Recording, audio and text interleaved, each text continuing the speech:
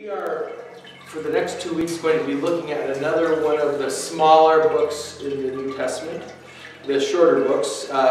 This is one of the more complex biblical books because there are a lot of references to some very unusual sources in the book of Jude. And in that sense, the style of Jude is very Jewish. It has a kind of a rabbinical form of exhortation, meaning this is how the rabbis, when they're sitting around and they're teaching all of their students, this is how they would illustrate things to make it clear. And in a sense, Jude also sounds kind of like an Old Testament prophet with all of this talk about judgment and such. So I'm going to read my paraphrase of the first 19 verses. And while I do that, I want you to listen for what you think Jude is feeling as he's saying all of these things. As well as I want you to try to be able to tell me what you think is going on in the context. Why is Jude writing this? And what jumps out at you from this passage? Are there any phrases or are there any words or any ideas that kind of turn on a light bulb? And so be ready to give your impressions. From Jude, a slave of Jesus Christ and a brother of James, the leader of the Jerusalem church, and I won't even mention how that makes me a brother of Jesus himself. I am writing to all who have embraced the call of God the Father, to those who are baby wrapped in his love, to those who are under the protective care of Jesus Christ. I pray that he would continue to pile his mercy, peace, and love on you, pile it so high that you would be overwhelmed by his generosity. Dearest friends, when I first started drafting this letter, my intention was to expound on our common salvation. But I've had to shift my focus a bit so that I can urge you to put up a good fight for the faith. The doctrinal content of this faith has already been delivered to us, the people with a commission to exclusively serve God. Don't accept any add-ons or adjustments.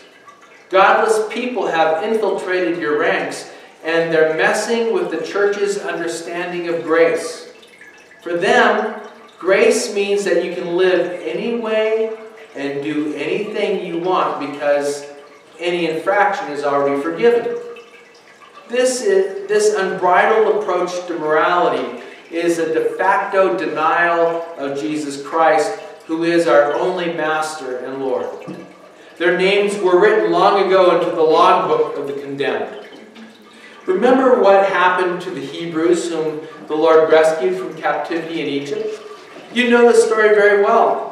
The Lord ended up destroying many of the very people he saved from that slavery because they became faithless. In spite of all the Lord did for them, they turned their backs on him and ended up paying the price for that. Remember as well that incident in the apocryphal story of 1 Enoch, where angels abandoned their posts and became traitors. They ended up under eternal arrest in underworld chains until the great day of judgment. Likewise, the people of Sodom and Gomorrah started mimicking the reprobates in their neighboring towns. They were into loose living and all things kinky, even the extreme stuff. Their fiery demise still warns of the punishing eternal fire that awaits modern degenerates.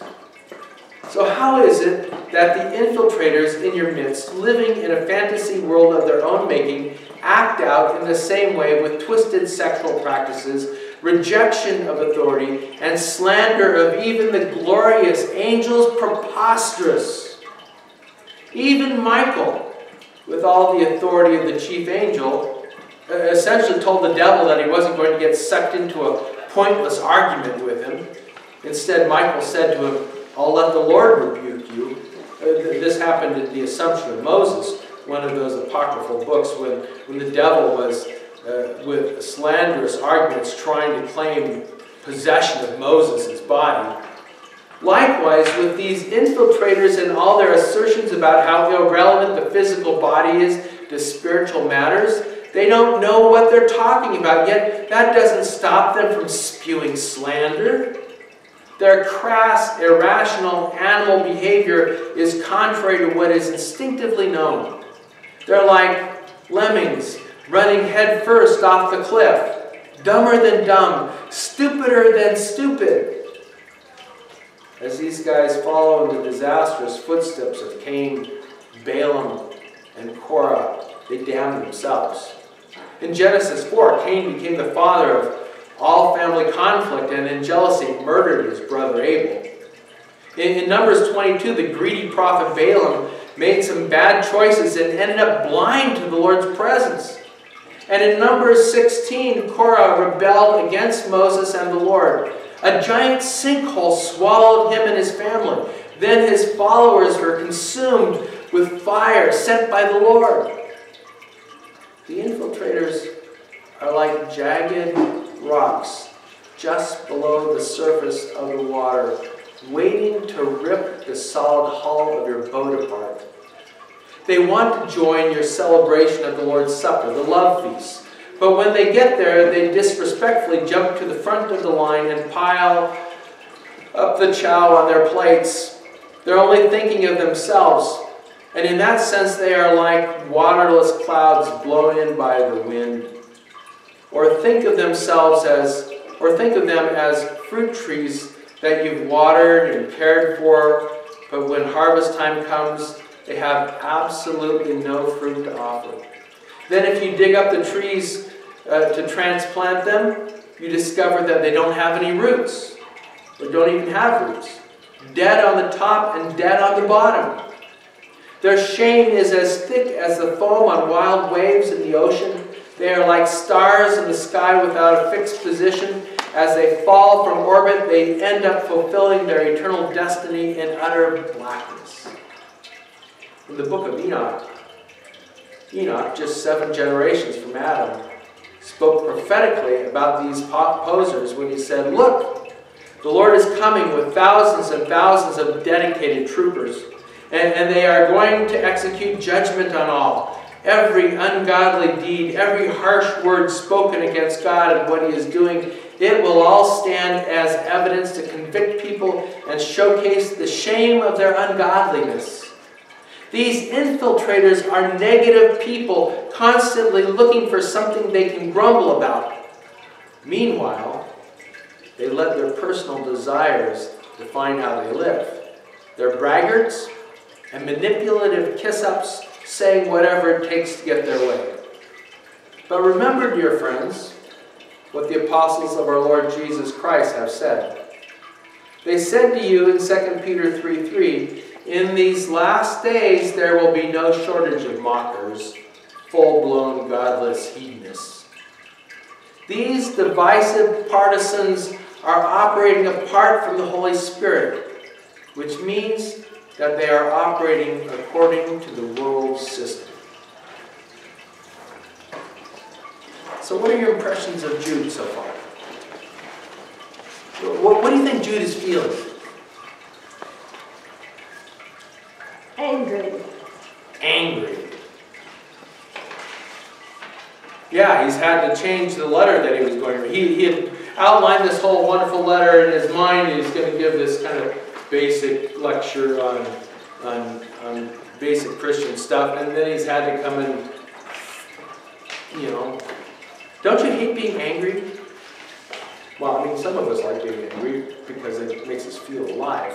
But, when your life is calm and you're thinking, this is a good day, beautiful day, and then they do something and you feel like you have to be angry at them. I think Jude is feeling a little bit of that.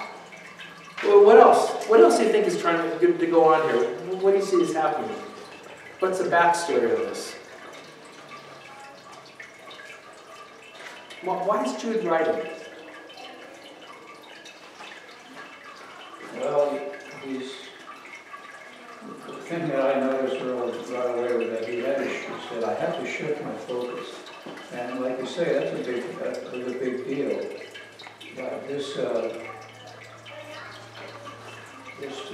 chapter in Jude kind of reminds me of Jonathan Edwards. Okay.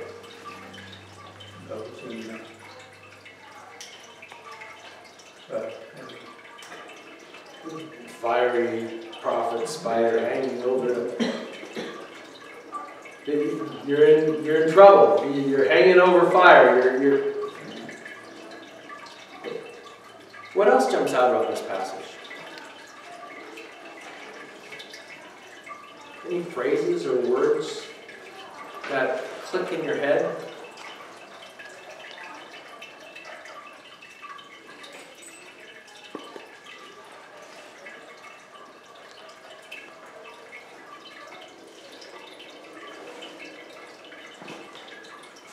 Good stuff. Let me play the Bible Project introduction to fill in even more of the background. And then we're going to narrow the focus down a little bit to the point that I want to talk about this morning. So let's look at the video.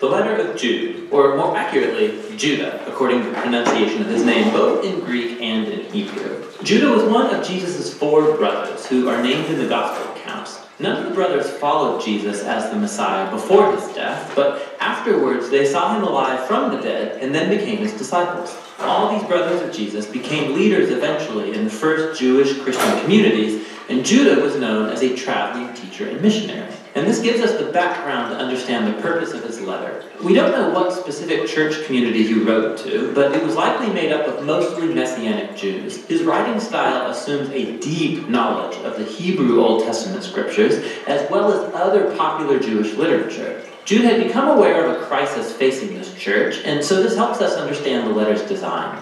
It begins with an opening charge, followed by a long warning and accusation against corrupt teachers who have influenced this church. And then Jude closes by completing the charge about what this church is supposed to do. Jude begins by charging this church to contend for the true Christian faith. He says his plan was to write a longer work that explored our shared salvation through the Messiah. But that project, he says, got delayed when he heard the urgent news about this church, and so he fired off this very thoughtful but very short letter. Jude doesn't begin with how they're supposed to contend for the faith. Rather, he first goes into why. It's because of the corrupt teachers who have infiltrated this church. And it's not their teaching that he targets, but their way of life. Their moral compromise is what tells you they have bad theology. First of all, they've distorted God's grace as a license to sin. They think that they're forgiven and they have God's Spirit, so now they can do whatever they want, especially when it comes to money and sex. And so Jude says they betrayed Jesus by rejecting his authority and his teachings. And Jude wants this church to know that the appearance of these teachers is no surprise. He transitions into a longer warning to stay away from them. He first offers 2 sets of 3 Old Testament examples. The first trio is about rebellious people who in the past received divine justice. So the Israelites who rebelled against God in the wilderness, they got what they wanted and they died out in the middle of nowhere. Then he brings up a story about angels who are imprisoned for rebellion until they face God's justice. He's referring to the interpretation of the story in Genesis 6, offered in the popular Jewish work called 1 Enoch, where the sons of God are interpreted to refer to angels who rebelled against God, then had sex with women, and were judged accordingly. Jude links this story to his third example about the ruin of Sodom and Gomorrah in Genesis, where violent men tried to have sex with angels. Both these stories are about rebellion against God's order that led to sexual immorality. And that's precisely what the corrupt teachers are guilty of. After this, Jude brings up a bonus example from a popular Jewish text called the Testament of Moses. Like Enoch, it was not part of the Old Testament scriptures, and it was a creative retelling of Moses' final days and words based on Deuteronomy. In the section that Jude quotes from, Moses has died, and there's a good angel, Michael, who is refuting the devil's accusations against Moses, but he decides to leave final judgment for God alone. Now, these stories might seem kind of odd to you, but for Jewish people who were raised Based on this literature, Judah's warnings make good sense. The behavior of these corrupt teachers has ancient roots: rebellion against God's authority, sexual immorality, rejecting God's messengers. And this connects to the second trio of examples. They're all about rebels who went on to corrupt other people. So Cain, he murdered his brother, but then he went on to build a city where violence reigned. Balaam, the sorcerer, he couldn't curse Israel, and so he lured them into idolatry and sexual corruption. And then Korah, the Levite, he led a rebellion against Moses that ended in disaster for others. Judah concludes the second trio with a barrage of Old Testament images to describe the teachers. They're like the selfish shepherds of Ezekiel, or like the clouds with no rain from Proverbs, or like the chaotic waves from Isaiah. Their self-absorption betrays their claim to follow Jesus. They create chaos wherever they go. Judah concludes his warning by quoting from two other warnings, one ancient and one recent. The first comes, again, from the popular book of 1 Enoch, which claimed to contain the visions of the ancient figure Enoch from the book of Genesis. Now what's fascinating is Judah quotes from the opening chapter of Enoch, which is itself quoting about half a dozen Old Testament texts about the final day of the Lord's justice on human evil. Judah then matches Enoch's ancient warning with a more recent one from the apostles. Peter, John, Paul, they all predicted that corrupt teachers would arise and distort the good news about Jesus. And they themselves were echoing Jesus' early warning about the same thing. And so this church should need no more convincing. These teachers have to be dealt with. So Judah then moves into his closing charge. He picks up his opening line about contending for the faith, and he unpacks how to do so with a cool set of metaphors. He describes the community of Jesus as God's new temple. And so they are to build their lives on the foundation of the most holy faith, which refers to the core message of good news about Jesus' life, death, and resurrection for our sins. On that foundation, the church is to build itself through a dedication to prayer, by devoting itself to the love of God through obedience. And the integrity of this building will be maintained by staying alert for the return of Jesus to bring his justice and his mercy. And in doing this, they will help each other stay faithful to Jesus. Judah then concludes by praising the God who will protect his people and keep them from falling too far from his grace. The short letter of Judah is powerful and puzzling for many modern readers, who ask why he quotes from texts that aren't today considered part of the Hebrew Bible, like 1 Enoch or the Testament of Moses. It's important to remember that Jewish culture in this time was immersed in religious texts. Jesus, his family, all the early Jewish Christians grew up reading the Hebrew Bible along with many later books that were based on and inspired by the scriptures. And we know there were ancient debates about whether or not some of these later books should be viewed as scripture. But regardless, they're still important. A book doesn't have to be in the Bible to speak an important message to God's people. And so we have many Jewish texts from this period. They're known today as the collections of the Apocrypha, also called the Deuterocanon, along with the Pseudepigrapha. These were all preserved and read in Jewish and Christian communities. They were treated with great respect. It doesn't mean they were originally designed as part of the Hebrew Bible, but they are part of the biblical tradition. And so Judah, knowing his readers that they would value words from 1 Enoch, he used them to communicate his message, which is this: God's grace through Jesus demands a whole life response, not just intellectual assent. Notice that Judah doesn't criticize or focus on the teacher's theology, but their immoral way of life, which denies Jesus. And so Judah is here applying what Jesus first told his disciples: if you really love me, then you will obey my teachings. For Christians, how you live is the most reliable indicator of what you actually believe. And that's what the letter of Jude is all about.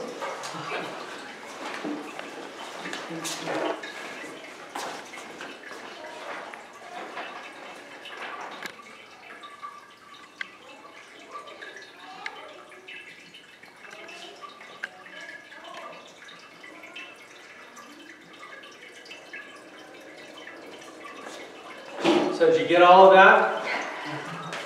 Yes. No, yes, no? Did you get part of it? Does it help make it any more sense of it? Does it give you a little bit of framework to understand it? So as I was studying Jude this week, the phrase that jumped out at me was fight the fight. Fight the fight. Or as I rendered it in my paraphrase of verse 3, put up a good fight for the faith. And that is the key point this morning is following Jesus involves putting up a good fight for faith, or for the faith. Don't give in to the subversives who have infiltrated the church. It's time to fight. Are any of you old enough to remember when there were ads for cigarettes on television? From 1963 to 1981, there was an ad campaign which involved television, magazine, newspaper, billboards, everything, for Tareyton cigarettes. Do you remember that name? Tareyton cigarettes. Us Tareyton smokers would rather fight than switch. We would rather fight than... And there was the ads always featured a picture of somebody, a woman or a man, old or young.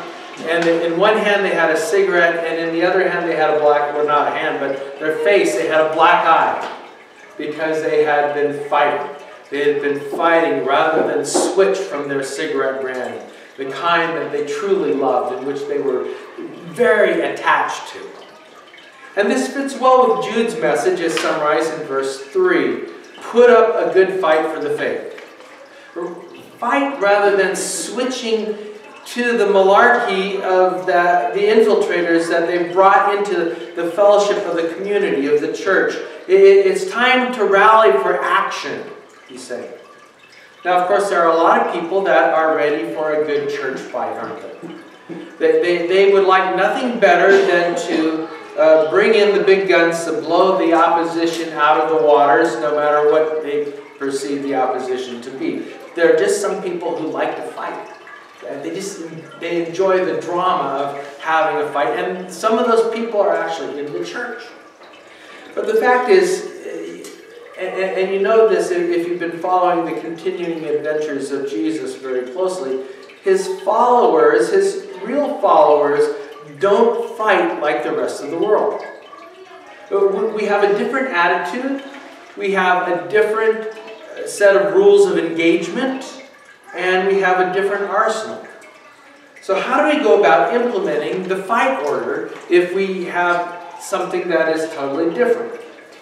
And we find some clues in the passage. It's not complete answers, but it's a good place to start thinking about these things. It's a good place to start jumping into the discussion of it.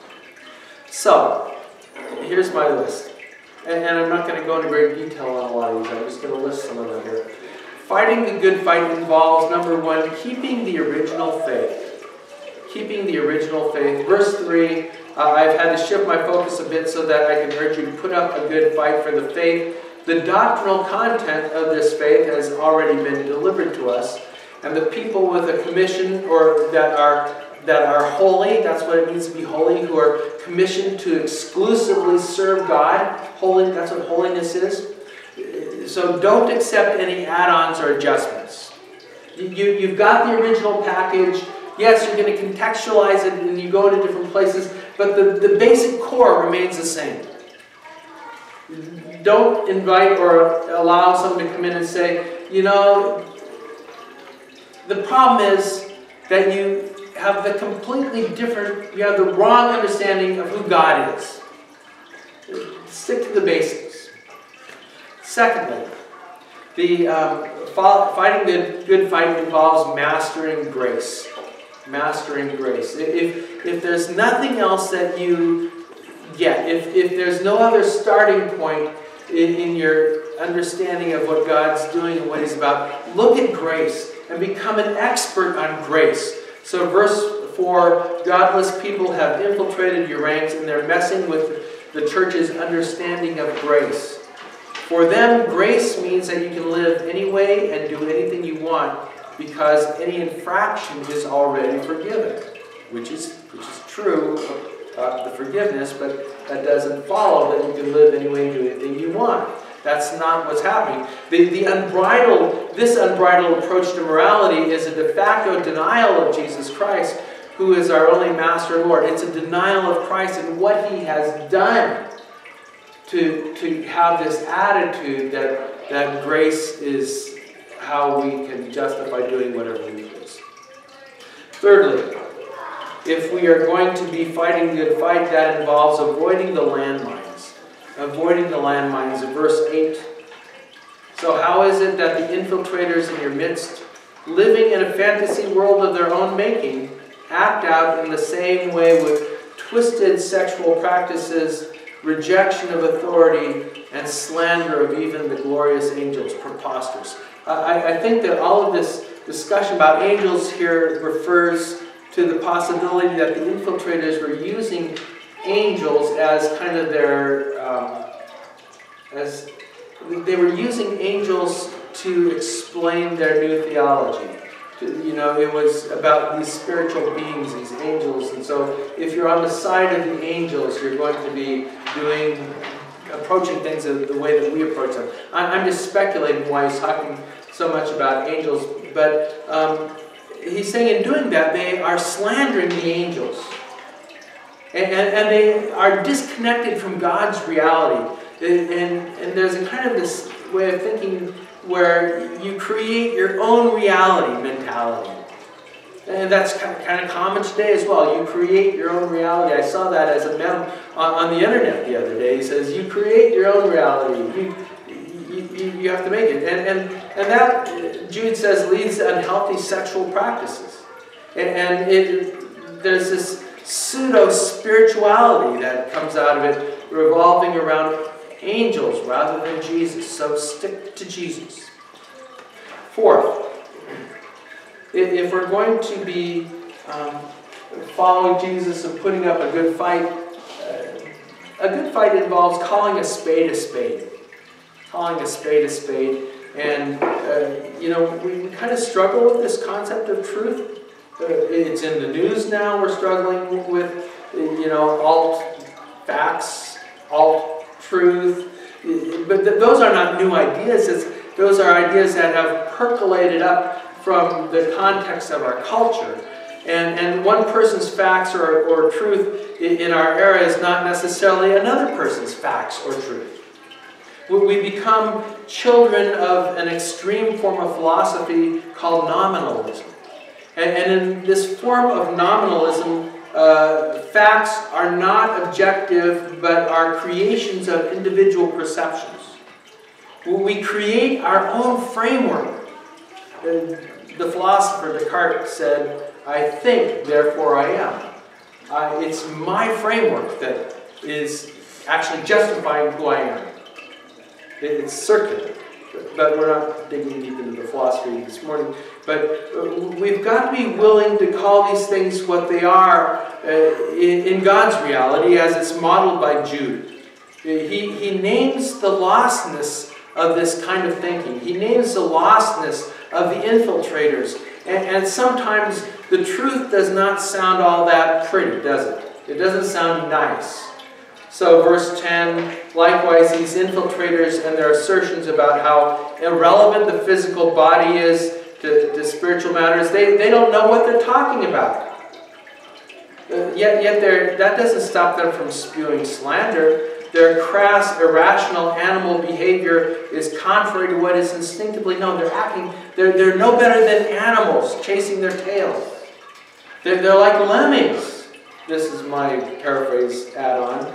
Running headfirst off the cliff, dumber than dumb and stupider than stupid. That's really what he's pointing at. They're really stupid people. Verse 13, their shame is as thick as the foam of wild waves in the ocean.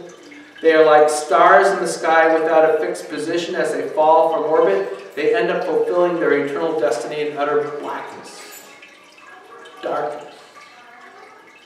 Verse 16, these infiltrators are negative people, constantly looking for something they can grumble about. Meanwhile, they let their personal desires define how they live. They're braggarts and manipulative kiss-ups. saying whatever it takes to get their way. Jude is not hesitating to call these things what they are. They're negative people looking for something that they can grumble about. They're get off my lawn kind of people.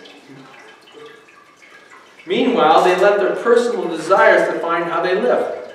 They're braggarts, kiss-ups, manipulative kiss-ups, saying whatever it takes to get their way. Number 5, leave the actual judgment to God. Leave the actual judgment to God. Verse 9, verse 11. Even Michael, with all the authority of the chief angel, essentially told the devil that he wasn't going to get sucked into a pointless argument with him.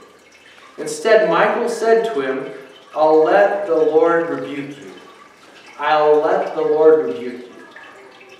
And then verse 11, as these guys follow in the disastrous footsteps of Cain, Balaam, and Korah, they damn themselves. In Genesis 4, Cain became the father of all family conflict, and in jealousy murdered his brother Abel. In Numbers 22, the greedy prophet Balaam made some bad choices and ended up blind to the Lord's presence. And in Numbers 16, Korah rebelled against Moses and the Lord. A giant sinkhole swallowed him and his family. Then his followers were consumed with fire sent by the Lord. Sent by the Lord. For some reason, as we get sucked into these kind of heated conversations, it's easy for us to begin to think that it's our job to go beyond calling a spade and to actually try to execute judgment on offenders. We even have that in our language, right? Go to hell. It's judgment language. We're shooting them to hell with our words. But note the restraint in the illustrations. Note the restraint in the illustrations. Number 6, paying attention to our own roots. Verse 12. Or think of them as fruit trees that you've watered and cared for, but when harvest time comes, they have absolutely no fruit to offer. Then if you dig the trees up to transplant them, you discover that they don't even have roots, dead on the top and dead on the bottom. Fruitless and rootless. And maybe that's the challenge of all this for us. Being on the offensive, fighting the fight, is a matter of not being them. It's a matter of letting Christ develop our roots and His Holy Spirit, the fruit in our lives. The real fighting starts within. It starts with your own quest to strengthen your roots in Christ.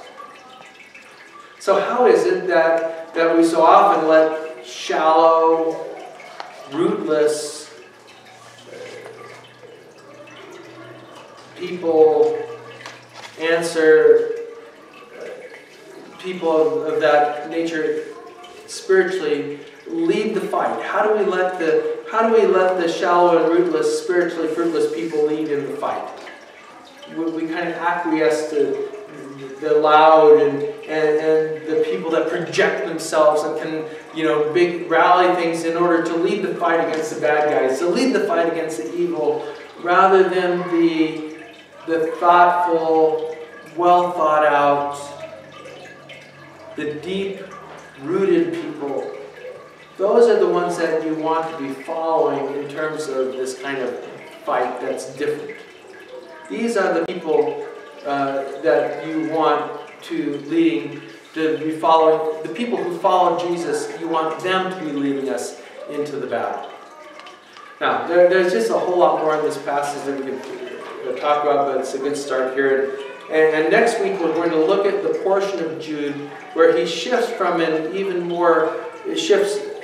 into an even more positive, kind of proactive mode. And I'm kind of looking forward to that. I don't enjoy talking about judgment and all this stuff makes me. It's there and it's real and it's true, but I still don't have to like it. But for now, we need to see that it is imperative that we fight rather than switch. Following Jesus involves putting up a good fight for the faith. Following Jesus involves putting up a good fight for the faith. And believe it or not, that is the good news. So, Who would like to elaborate or maybe dig a little deeper to something in this letter or sermon? Or maybe you have something to share about how you see God at work in your own life?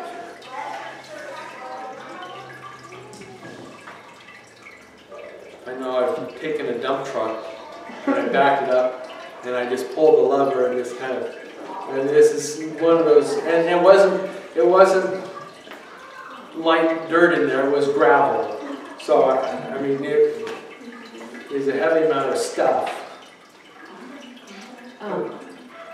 The whole sermon kind of brought back some of my memories growing up in Hong Kong as a young Christian. There are a lot of resistance from families and neighbors and peers. If I switch from worshipping pagan gods, the Confucius, the local gods, to become a Christian, there are a lot of resistance. And it kind of reminds me of the point, like we are fighting against the norm of the society, or the I say a moral code. Okay. Growing up in Asia or in Chinese, the Confucian moral code. Right. There are some similarity with that Confucius moral code and the Bible. But since I moved here, I haven't been challenged to think of those things because of the individualism. Individualism, you got it right. Individualism. Yeah. In America or some other European Western culture, faith is pretty private. What you believe, you want to talk about it, you don't want to talk about it. No people force you to talk about it.